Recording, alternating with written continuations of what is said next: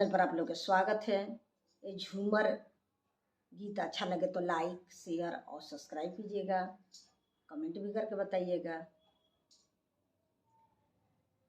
धनमा कुटिया कुटी भतवा बनावला से भूसावा बराबर बैगन कैला हो लाल से भूसावा बराबर बैगन कैला हो लाल।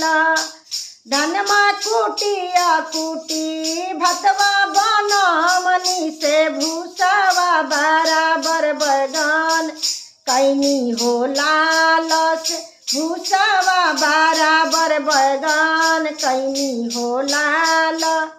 बैगन चिरिया चिरबन अंतर करिया से ससुर बैठले जेमा नरिया होला लसे भसुर बैठले जेमा नरिया होला।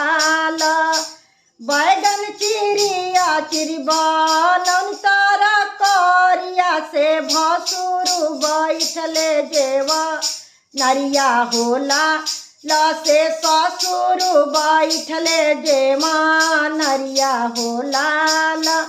जेवनो न जे में ससुर मुख से नबो ले झाड़ के बिछावे ले चादरिया होला लसे झाड़ के बिछावे ले चादरिया होला।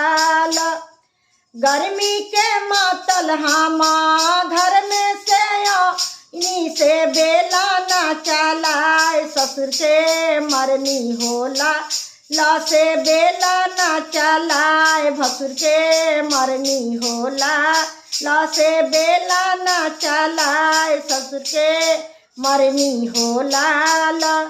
उहवा से ससुर उठी गए तो चहरिया से बेटा आगू खबरी जा नवले होला लसे बेटा आगू खबरी जा नवले होला लसे तोहर बहुआ बेला ना से मरली होला लसे तोहर बहुआ बेला ना से मरली होला। उहमा से पिया उठी घर चली आइले से काहे धनिया बाबूजी के मरलू होला लसे काहे धनिया बाबूजी के मरलू होला। धनमा कुटिया कुटी बनौनी भतवा बनमनी से भूसावा बराबर बैगन कैनी होला लसे भूसावा बराबर बैगन कैनी होला। बैगन चिरिया चिरबन अंतर करिया से भसुर बैठले जेमा नरवा होला लसे ससुर बैठले जेमा नरवा होला। जेवनो न जे में ससुर मुख से नबो ले झाड़ के बिछावे ले चादरिया होला लसे झाड़ के बिछावे ले चादरिया होला।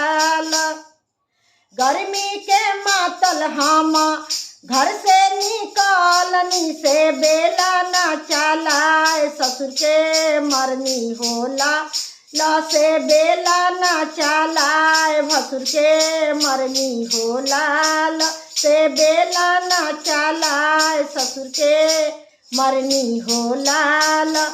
ठीक कैलू ठीक कैलू धनिया बढ़ाई तिनकी बाबूजी के चौसकल छोड़लू होला लसे भैया के चौसकल छोड़लू होला लसे बाबूजी के चौसकल छोड़लू होला लसे बाबूजी के चौसकल छोड़लू होला।